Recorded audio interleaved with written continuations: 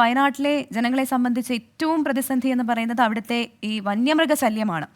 വയനാട് കേണിച്ചിറയിൽ പശുക്കളെ കൊന്ന കടുവയെ മയക്കുവെടി വെച്ച് പിടികൂടുമെന്നുള്ള ആശ്വാസകരമായ വാർത്തയുണ്ട്. പക്ഷേ ഇതുവരെ കടുവയെ പിടികൂടാനായിട്ടില്ല. ക്ഷീരകർഷകർക്ക് നാളെ തന്നെ നഷ്ടപരിഹാരം ലഭ്യമാക്കാനും തീരുമാനമായിട്ടുണ്ട്. നിർണായക ഘട്ടങ്ങളിൽ തീരുമാനമെടുക്കാൻ സ്ഥിരം ഉദ്യോഗസ്ഥരില്ലാത്തതിനെതിരെ നാട്ടുകാർ ഇന്ന് പ്രതിഷേധിക്കുകയും ചെയ്തു.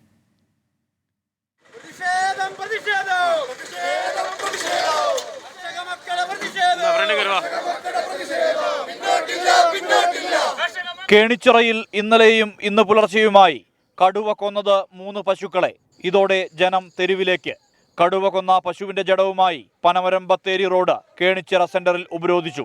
വനം വകുപ്പ് വയനാട് സൗത്ത് ഡിവിഷനിൽ സ്ഥിരം ഉദ്യോഗസ്ഥരെ നിയമിക്കാത്തതിലും പ്രതിഷേധം. ഉദ്യോഗസ്ഥരില്ലാത്തതിന്റെ ഒരു പ്രതിസന്ധി ഉണ്ട്. ഈ മയക്കുവെടി വെക്കുന്നതിന് വേണ്ടിയിട്ടുള്ള ഒരു തീരുമാനം ഇവിടുന്ന് അങ്ങോട്ട് പോകണം. അതിന് ഇവർ വരുന്നത് താമസം ഉണ്ടാക്കുന്നുണ്ട്.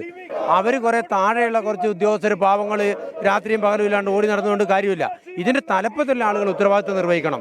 മയക്കുവെടി വെക്കാൻ നിർദ്ദേശം നൽകിയതായി മന്ത്രി AK ശശീന്ദ്രൻ. സ്ഥിരം DFO നിയമനം നാളെയുണ്ടാകും. നാട്ടുകാരുടെ ആവശ്യം മയക്കുവെടി വെച്ച് അതിനെ പിടികൂടണമെന്നാണ്. അത്യാവശ്യമാണെങ്കിൽ ആ നടപടി സ്വീകരിക്കുന്നതിന് വനം വകുപ്പിന് യാതൊരു ബുദ്ധിമുട്ടുമില്ല.